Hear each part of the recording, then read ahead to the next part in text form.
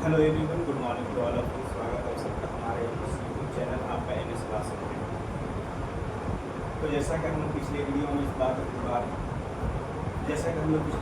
बातें कर चुके थे कि हम लोग बारी बारी से साइंस और मैथ का वीडियो अपलोड किया करेंगे, क्लास किया करेंगे। मैं साइंस का एक चैप्टर स्टार्ट कर चुके हैं, रासायनिक अभिक्रिया एवं समीकरण। उसका कुछ वीडियो डाला जा चुका है, कुछ वीडियो कंप्लीटेड डाला जाएगा, मतलब नेक्स्ट डे। फिलहाल हमारा शेड्यूल अभी मैथ का है, तो मैथ में हम लोग आते हैं। मैथ में एकदम ये जानना बहुत ज़रूरी है, ये बेसिक चीज़ें हैं, ये मैथ की ये बेसिक चीज़ें हैं। लोग समझते हैं कि ये बेसिक है, लेकिन बहुत बार ये भूल जाते हैं। ओवर कॉन्फिडेंस की वजह से बहुत दफ़ा ये भूल जाते हैं, प्रॉब्लम आते हैं, सॉल्व नहीं कर पाते हैं। वो प्रोसेस जान रहा होता है, लेकिन इन सब चीज़ों के बारे में जानकारी नहीं होती अच्छे से, और वो भूल जाते हैं। भूल जाने को जैसे मैथ के प्रॉब्लम आते रहते हैं, तो मैथ में इन्हें मैथ कहा गया कि संख्याओं का खेल। हम लोग पढ़ेंगे मैथ में संख्याओं के खेल के हिसाब से। तो संख्याओं के खेल में संख्या हम लोग जानेंगे तब तो संख्या होता क्या है, संख्याओं का ही तो खेल है मैथ। तो मैथ में हम लोग संख्याओं के खेल पे आते हैं।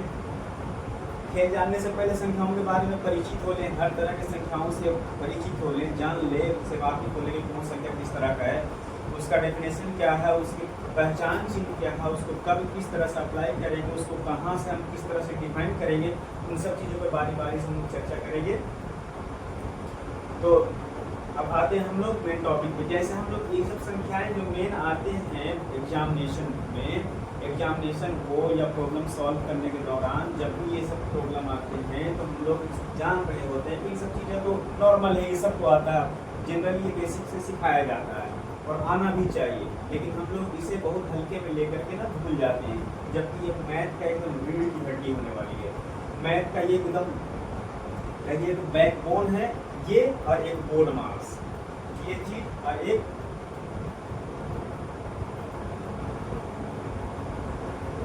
बोर्ड मास, यही मेन चीज है। इन्हीं सब ये फंडामेंटल, ये फाउंडेशन जब हमारा कंप्लीट हो जाएगा तो हम लोग उस स्तर पर आ जाएंगे। उस स्तर पर आने के बाद हम लोग प्रॉब्लम सॉल्व करने लगेंगे। अब हम लोग सब कुछ जान रहे हैं, ये बेसिक इतना बेसिक चीज़ हम लोग नहीं जानेंगे, इतना बेसिक चीज़ हम लोग नहीं जानेंगे तो फिर वो प्रॉब्लम सॉल्व करने में परेशानी होगी। हम जान रहे हैं, प्रोसेस में परेशानी होगी। तो फिलहाल हम लोग आते हैं और मास के भी हम लोग ब्रीफली चर्चा करेंगे। फिलहाल हम लोग जो संख्या लिख दिए हैं उन संख्याओं पे आते हैं। फिलहाल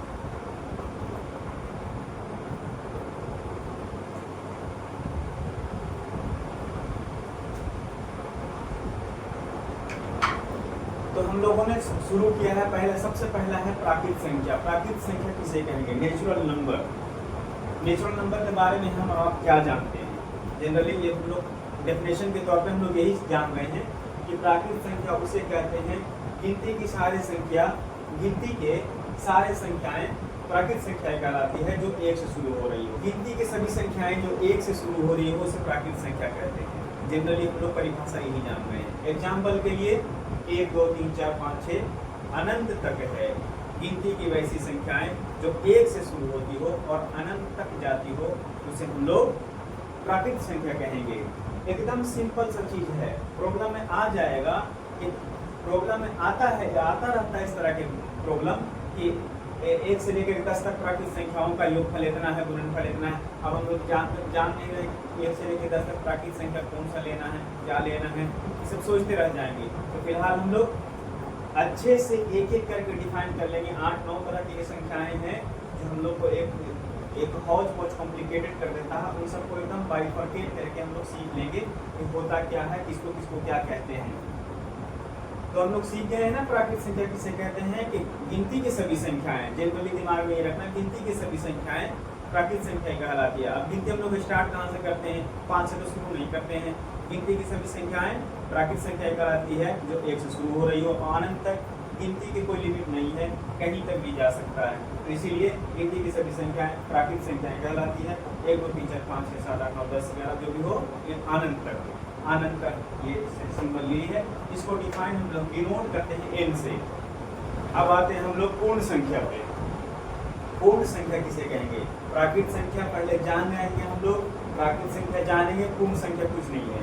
प्राकृत संख्या में अगर प्राकृत संख्या से पहले 0 लगा दें, 0 लगा दें, वो पूर्ण संख्या हो जाएगा। जैसे हम लोग प्राकृतिक संख्या जान चुके हैं कि गिनती की सभी संख्याएं जो एक से शुरू हो रही हो अनंत तक जाती हो प्राकृतिक संख्या कहलाती है। उसी तरह से पूर्ण संख्या गिनती की सभी संख्याएं जो होती है गिनती की संख्या से पहले यदि शून्य लगा दें हम लोग तो वो पूर्ण संख्या कहलाती है। एग्जाम्पल के तौर पर हम लोग उदाहरण में ले लेंगे 0 1 2 3 4 5 6 7 8 9 10 जो भी अनंत तक, ये हम लोग पूर्ण संख्याएं कहेंगे इसको। ये हम लोग जनरली बहुत ही इजी है, लेकिन हम लोग फंस जाते हैं आगे जाकर के, इसीलिए हम लोग इसे ब्रीफली जानना बहुत जरूरी है। इन सब चीज़ों के बारे में आप चाहो तो पॉज करके इसे नोट कर लेंगे और इसे समझ लेंगे, याद कर लेंगे, बल्कि एकदम ठोस तरह से समझ लेंगे इस चीज़ को। तो पूर्ण संख्याएं क्लियर हो गई।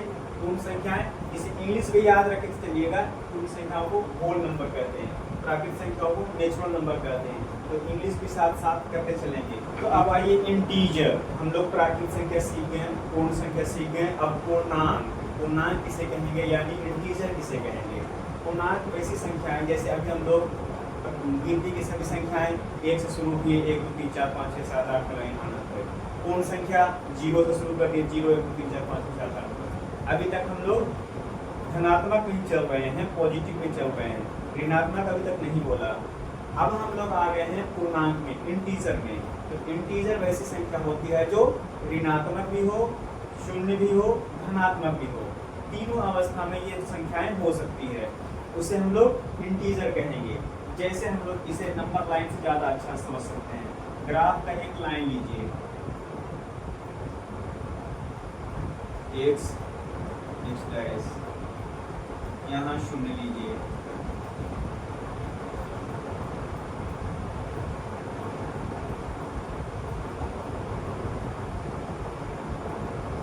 जैसा कि हम लोग जानते हैं कि ग्राफ के जो लाइन होता है उसका जो ओरिजिन शून्य होता है, यहाँ से दाहिने पक्ष में RHS में हम लोग धनात्मक लेते हैं, इसके बाएं साइड में ऋणात्मक माइनस लेते हैं, शून्य से दाहिने साइड में धनात्मक संख्या लेते हैं, पॉजिटिव नंबर लेते हैं, उससे बाएं साइड में निगेटिव नंबर माइनस नंबर लेते हैं।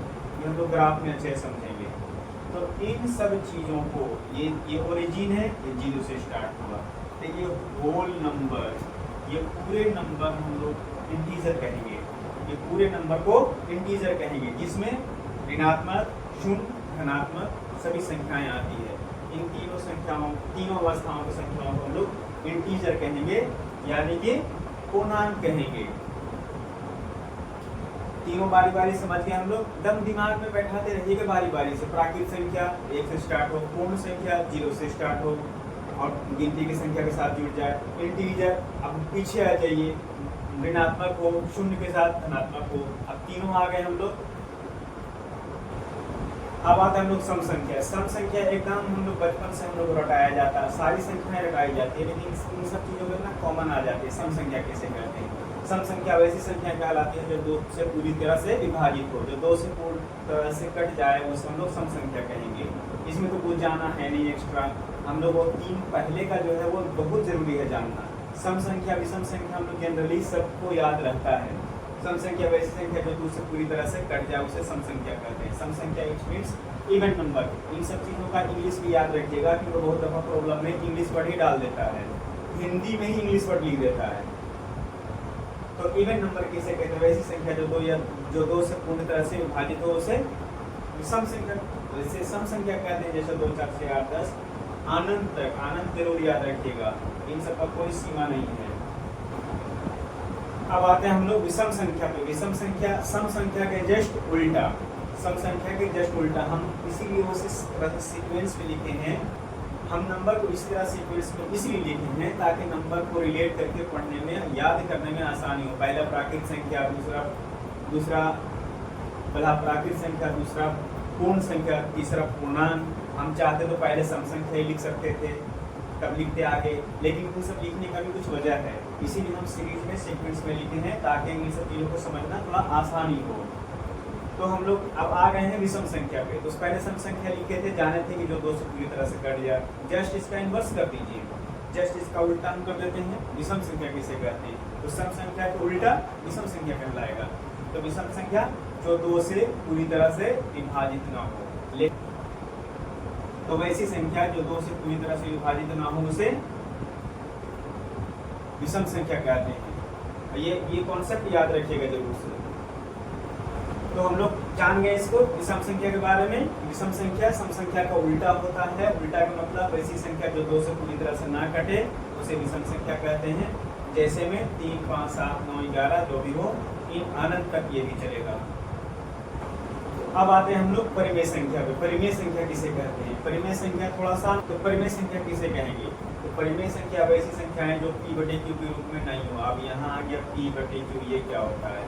तो इसे ना थोड़ा सा आसानी समझना है। वैसी संख्याएं जो p/q के रूप में हो और q नॉट इक्वल टू 0 हो, वो संख्या परिमेय संख्या कहलाती है। अब परिमेय संख्या हम लोग का डेफिनेशन ये याद है कि p/q के रूप में हो, 1/2 हो, 3/4 हो, इस तरह से हम लोग को याद रहेगा। अब बीच में आ जाएगा 6, आपका आएगा कि परिमेय संख्या है कि नहीं है। अब हम लोग फंस गए हैं, क्योंकि डेफिनेशन तो यही वाला याद है कि p/q के रूप में हो q, ये तो बट्टा में है, ये नहीं है, डायरेक्ट कर देगा 5, परिमेय संख्या है कि नहीं है।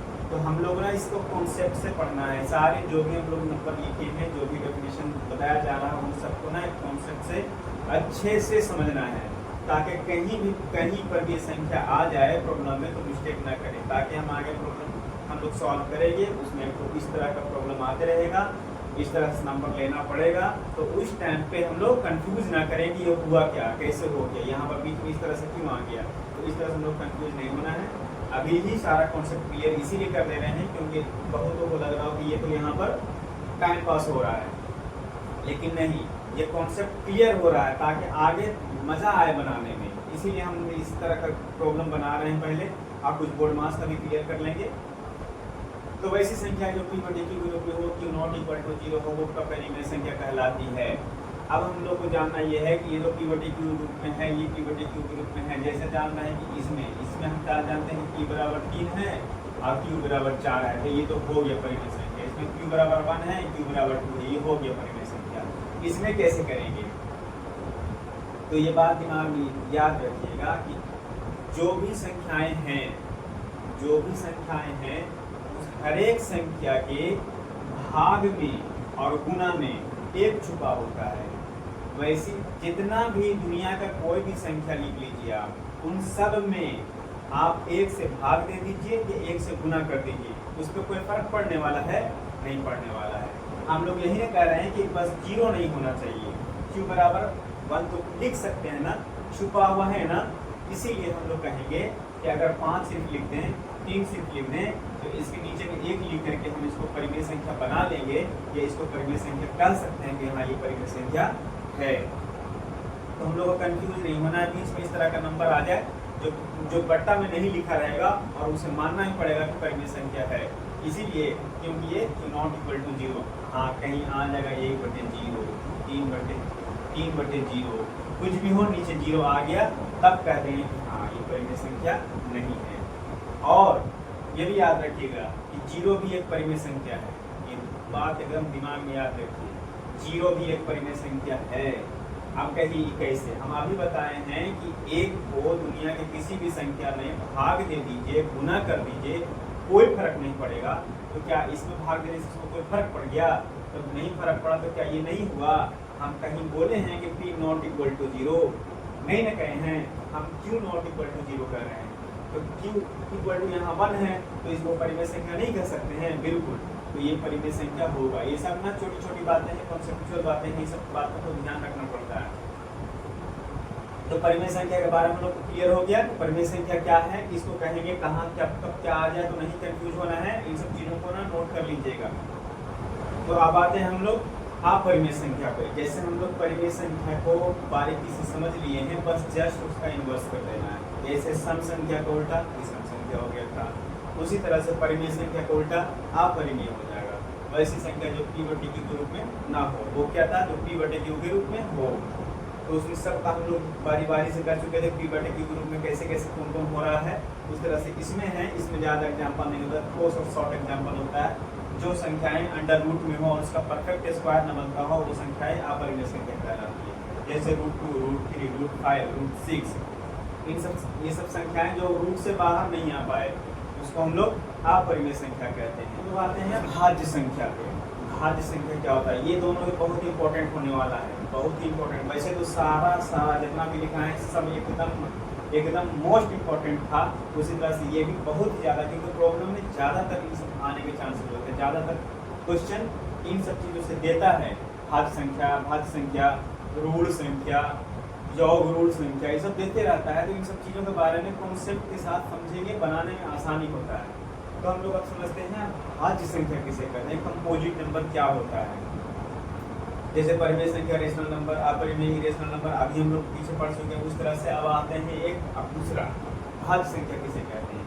भाज्य संख्या वैसी, भाज्य से मतलब इन लोगों को पता चल रहा है जो कटने वाला हो, जो भाज्य हो जाए, तो उसको हम लोग भाज्य संख्या कहेंगे। जैसे हम लोग एक डेफिनेशन याद रखिए, हम लोग आते हैं भाज्य संख्या पे। भाज्य संख्या किसे कहते हैं डेफिनेशन के साथ, वैसी संख्याएं जो एक और स्वयं के अलावा किसी अन्य संख्या से भी विभाजित हो जाए। एकदम तोड़ के पढ़िए, वैसी संख्याएं जो एक और स्वयं के अलावा किसी अन्य संख्या से भी विभाजित हो जाए। जैसे हम लोग को कॉमन सेंस होना चाहिए, दुनिया का कोई भी संख्या ले लीजिए, वो एक और स्वयं से तो विभाजित हो ही जाएगा। कोई संख्या उठा लीजिए, वो एक और स्वयं से खुद विभाजित होना है। तो कहने का मतलब है कि वैसी संख्याएं जो एक और स्वयं के अलावा किसी अन्य से भी विभाजित हो, तब उसे हम लोग भाज्य संख्या कहेंगे। जैसे एग्जाम्पल में 4, 6, 8, 9, 14 इनफाइनाइट है, इसका भी कोई लिमिट नहीं है।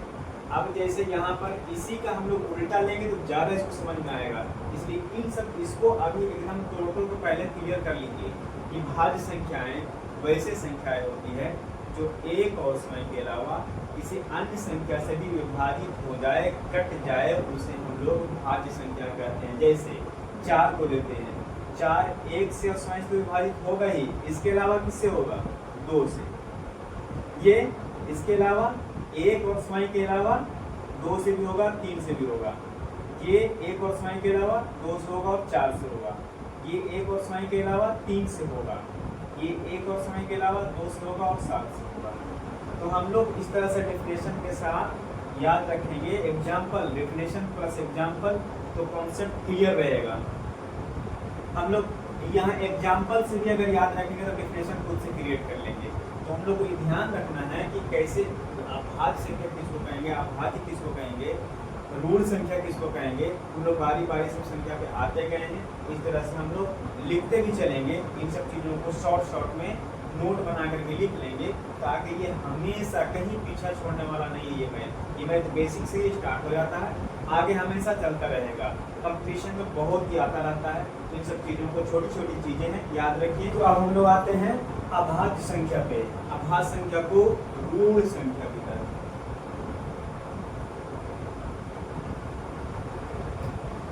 अभाज्य संख्या को ऋण संख्या कहते हैं, इंग्लिश में प्राइम नंबर कहते हैं। प्राइम नंबर हिंदी में लिख करके आ जाएगा कि इतना से इतना प्राइम नंबर का योग कितना होगा, कौन कौन प्राइम नंबर होगा। तो अभाज्य संख्या किसे कहते हैं, हम लोग बारी बारी से इसीलिए उस तरह सीक्वेंस में लिखे थे, ताकि रिलेट करके हम लोग याद कर लें और अच्छे से कॉन्सेप्ट के साथ सारा चीज़ क्लियर हो जाए।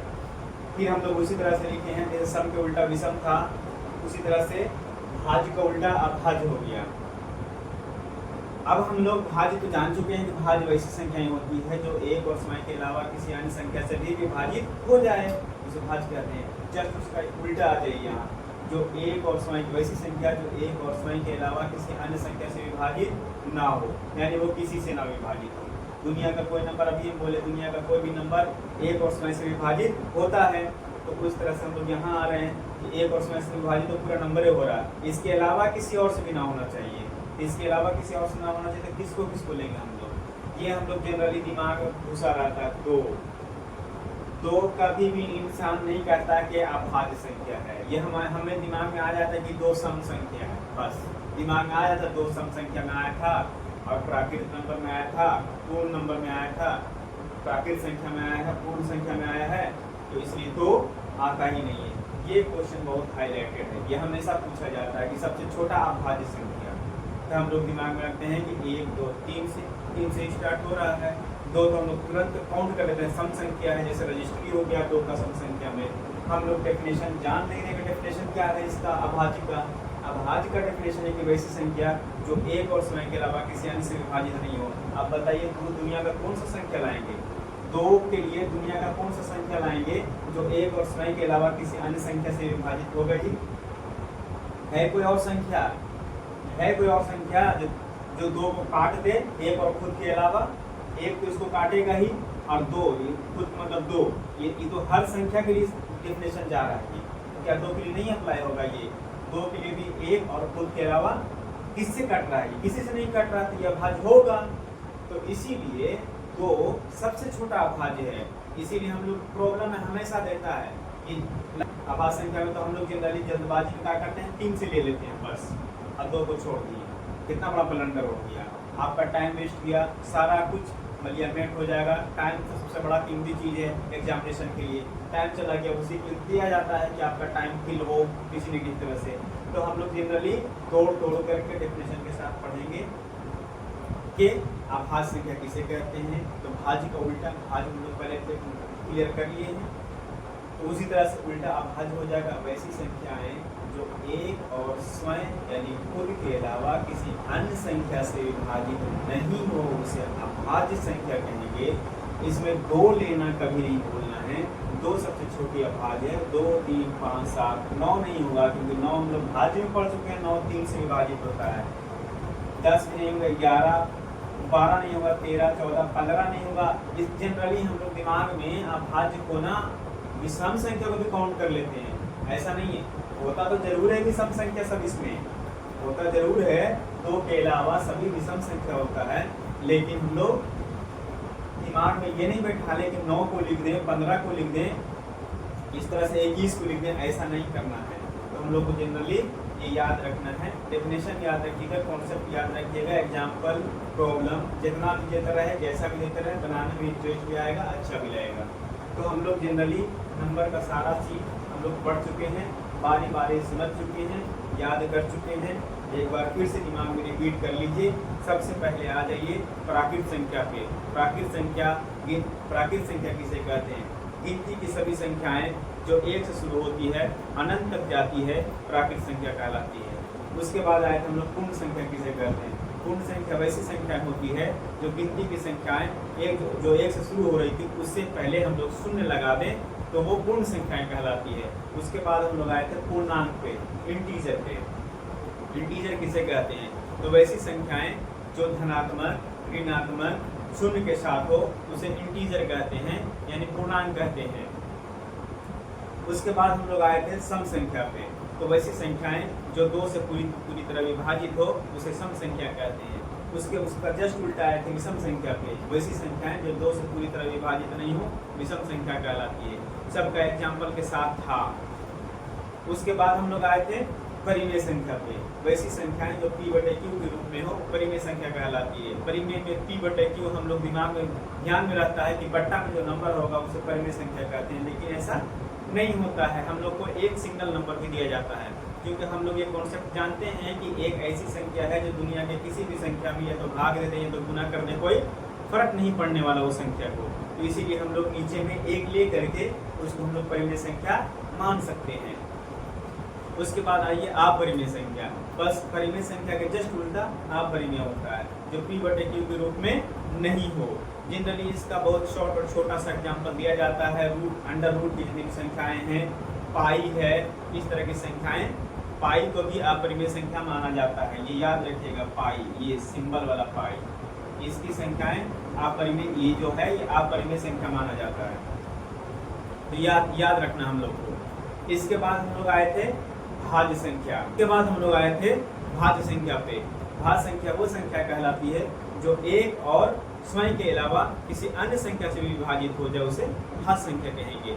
भाज्य संख्या में एग्जाम्पल लिए थे हम लोग, 1 और स्वयं से विभाजित होने वाला, जैसे 1 तो लेंगे नहीं, इसके अलावा भी कटना चाहिए। 1 और स्वयं के अलावा किसी अन्य संख्या से। 2 को भी नहीं लिए थे हम लोग, 3 को भी नहीं लिए थे, 4 से स्टार्ट हुआ था। भाज्य संख्या याद रखिएगा, 4 से ही स्टार्ट हुआ था। उसके बाद आए थे हम लोग जस्ट इसका उल्टा आभाज्य संख्या पे। आभाज्य संख्या किसे कहते हैं? जो मोस्ट कॉमनली क्वेश्चन में आने वाला चीज होता है, बहुत सारा प्रॉब्लम में देते रहता है। आभाज्य संख्या किसे कहते हैं? आभाज्य संख्या वैसी संख्या कहलाती है जो 1 और स्वयं के अलावा किसी अन्य संख्या से विभाजित नहीं हो, उसे हम लोग आभाज्य संख्या कहते हैं। आभाज्य संख्या का सबसे छोटा आभाज्य संख्या 2 होता है। 2 होने का मतलब हम लोग जनरली दिमाग में बैठा लेते हैं कि 2 सब संख्या है, इसलिए हम लोग जल्दबाजी में काउंट नहीं करते, लेकिन ये बहुत बहुत बड़ी ब्लंडर है, गलती नहीं करना है। तो 2 हम लोग अभाज्य में काउंट करेंगे, 2 इसलिए काउंट करेंगे कि 1 और स्वयं के अलावा किसी अन्य से विभाजित नहीं हो रहा है 2। तो हम लोग जनरली ब्रीफली सबका रिमाइंड कर लिए हैं। अब हम लोग चलते हैं शॉर्ट में नेक्स्ट टॉपिक पे। इसे क्लियर करने के बाद हम लोग नेक्स्ट बार में आ जाएंगे अपने सिलेबस यानी कि गणित के चैप्टर जहाँ से स्टार्ट करना वहाँ से, ताकि इन सब चीज़ों में हमें बेसिक प्रॉब्लम नहीं हो। मैथ बनाते बनाते एक लास्ट स्टेप आता है जिसमें इन सब चीज़ों का ही करना जरूरी होता है। मैथ होता क्या है, सॉल्यूशन करने के टाइम में यही ना फोकस करना पड़ता है, ये करना क्या है, कैसे करना है, क्या करना है।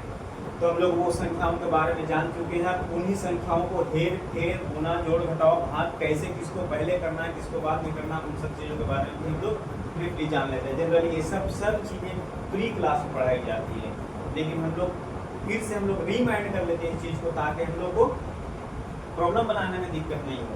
तो फिलहाल हम लोग इसको बोर्ड मास कहते हैं। बोर्ड मास हम लोग जनरली जल्दबाजी और बदमाश फॉर्मूला कहते हैं, ये है बदमाश बोर्ड, इसलिए इसे बदमाश कहते हैं। बदमाश इसीलिए कहते हैं क्योंकि इस सीरीज हम लोग को सीक्वेंस में याद रखना बहुत ज़रूरी होता है। प्रॉब्लम को सॉल्व करने टाइम में इसे बहुत ही बारीकी से समझना होता है। जैसे हम लोग को प्रॉब्लम कहीं भी दिया जाए तो सबसे पहले ये बोर्ड मास में सबसे पहला बी आता है, इसीलिए सीक्वेंस में याद रखना होता है ये सीरीज में कि हम लोग बोर्ड मास इस तरह से लिखेंगे और इसी तरह से इसका सॉल्यूशन करेंगे। फिलहाल हम लोग बी फॉर ब्रैकेट, ब्रैकेट में हम लोग जान रहे हैं 3 तरह का होता है। ये छोटी कोष्ठक ब्रैकेट हम लोग हिंदी में क्या कहते हैं, कोष्ठक।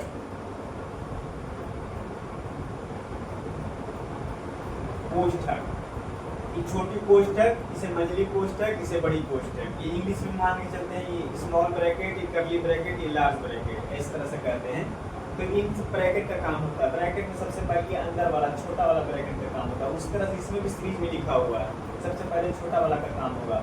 ये हटाएंगे, हटाने का मतलब क्या होता है, इसके अंदर जितनी भी संख्याएं हैं जोड़ घटाओ गुना भाग में, उन सबको करके एक नंबर ले आना है, उसके बाद इसको हटा देना है। ये हटाएंगे तो बच जाएगा ये ब्रैकेट, उसमें भी सबको सॉल्व कर करके जोड़ घटाओ गुना भाग कर करके जो भी लिखा हुआ उसमें उसको कर सॉल्व करके एक नंबर में ले आना है। तब फिर एक कर्ली ब्रैकेट को हटा देना है, फिर एंड द लास्ट बड़ी ब्रैकेट बच जाएगी, उसमें भी जो भी संख्या रहेगा उसको कैलकुलेट करके जो आंसर आना होता है वो ले आते हैं। फिलहाल हम लोग ब्रैकेट में इसी तरह से काम करते हैं, पहले छोटी ब्रैकेट फिर मंझली ब्रैकेट तब बड़ी ब्रैकेट का। अब आ जाइए उसके बाद बी फॉर ब्रैकेट, अब ओ फॉर ऑफ। यहाँ बहुत बड़ा कंफ्यूजन होता है, ऑफ का मतलब एक गुना होता है, मल्टीप्लाई का मतलब एक गुना होता है। कब गुना, किस गुना को कहाँ लेंगे, ये हम लोग को जानना बहुत जरूरी होता है। ये जानना बहुत जरूरी है कि कौन सा गुना को कब करना है। दोनों तो गुना ही है, लेकिन ये गुना कब मानेगी, ये गुना अगला हम इसका हम गुना पहले करेंगे, दोनों अगर एक जगह लिखा रहे तो ऐसा नहीं आता है। जैसे कि कभी प्रॉब्लम देखिए होंगे 3 का 5/6 गुना 7। अब हम लोग कहेंगे कि ये का है, तब इसको हटाने के बाद क्या करते हैं हम लोग, गुना करते हैं। तब इसका पहले सॉल्व करेंगे, देन इसको 7 से गुना करेंगे। तो कहने का मतलब है कि ये गुना फर्क कोई नहीं पड़ रहा है, ये पड़ रहा हुआ अलग मैटर है, लेकिन करना प्रोसेस से पहले इन दोनों का है। क्यों, क्योंकि एक का है, का मतलब ऑफ, ऑफ तो हमारा पहले आया था। ये यहाँ पर ऐसा लग रहा है, बहुत सारा प्रॉब्लम ऐसा होता है जहाँ पहले करना बहुत ज़रूरी होता है। पहले करेंगे तभी मैथ हमारा सॉल्यूशन सही होगा। इन सब चीज़ों का बेसिक जानकारी अगर नहीं होगी, मैथ बनाएंगे प्रॉब्लम में फंस जाएंगे, आगे टाइम जाएगा हमारा, किल होगा और कोई फायदा नहीं होगा। इसलिए इन सब बेसिक चीज़ों को अगर हम लोग अपने अंदर मजबूत बना लेंगे, प्रॉब्लम बनाने में थोड़ा देर भी होगा लेकिन आंसर सटीक आ जाएगा। तो हम लोग इस तरह से जान रहे हैं कि ऑफ का मतलब का होता है, का मतलब भी गुना होता है। तो ये याद रखिएगा, ये गुना को पहले करना है इस गुना से, उसके बाद आइए डिवाइड पे। डिवाइड हम लोग जान ही रहे हैं, भाग, ऑफ के बाद भाग देना है, उसके बाद मल्टीप्लाई करना है, उसके बाद जोड़ना है, सबको ऐड करना है, जो भी आया है सबको ऐड करना, तो लास्ट में सब्ट्रैक्ट करना है। अगर लास्ट में घटाओ वो सब्ट्रैक्ट हो तब हम लोग करेंगे। हम लोग आएंगे इन सब चीज़ों का ब्रीफली हम लोग एक रफ में नोट कर लें। हम लोग प्रॉब्लम में आएंगे, देखिएगा इन सब चीज़ों का बारी बारी से आता रहेगा, हम याद दिलाएंगे। जो हम लोग नंबर बताए हैं हम लोग जो नंबर पढ़े हैं संख्याओं का खेल में, प्राकृत संख्या, पूर्ण संख्या, इंटीजर, जो भी हम लोग पढ़े हैं वो, और ये बोडमास हम आपको बारी बारी से याद दिलाएंगे, वो आएगा। बार बार ये चीज को हम लोग को करना होगा, लास्ट में तो यही करना होगा। शुरू में वो प्रॉब्लम में शायद कहीं कहीं दे भी देगा, तो हम लोग को बारी बारी से ये करना होता है। सॉरी। तो इन सब चीज़ों को हम लोग, जिसे मैथ का एक रीढ़ माना जाता है, एक बेसिक फाउंडेशन स्ट्रक्चर है, जो ये जानेंगे हम लोग, आगे मैथ बनाने की कोशिश करेंगे। अब हम लोग आएंगे टॉपिक पे। आई होप आप लोग सब जान गए होंगे, बस एक माइंड ब्रशअप हो गया, हम लोग जान गए, प्रिपेयर्ड हो गए। अब हम लोग टॉपिक पे आएंगे, देन हम आपको बताएंगे कि कैसे कैसे क्या करना है। जैसे जनरली हम लोग ये भी जानते होंगे,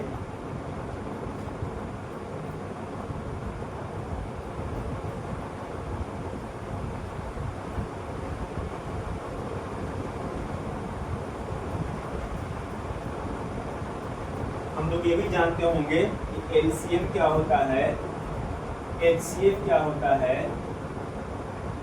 एलसीएम मतलब लघुत्तम समवर्तक, एचसीएफ महत्तम समवर्तक, ये क्या होता है। संख्याएं हम लोग जो बता चुके वो क्या होता है। इन सब चीज़ों से पाला पड़ने वाला है। ये बहुत तरह से बनाया जाता है। एक भाग मेथड है, एक गुणनखंड मेथड है। इससे कब बनाएंगे, कब प्रॉब्लम में आएगा। और अलग अलग जो गणितज्ञ हैं वो अलग अलग थ्योरी दिए हैं। उन सब थ्योरी पे कैसे कैसे हम लोग एचसीएफ निकालेंगे, कैसे एचसीएफ निकालेंगे, सब हम लोग आएंगे बारी बारी से। एकदम कॉन्सेप्चुअल पढ़ेंगे, तोड़ तोड़ के पढ़ेंगे, अच्छे से समझ के पढ़ेंगे, धैर्य बनाए रखेंगे, बस सब क्लियर होने वाला है। एलसीएम हो गया, एचसीएफ हो गया, भिन्न का जोड़ घटाव, गुना भाग, ये सब तो सब जानते ही होंगे हम लोग।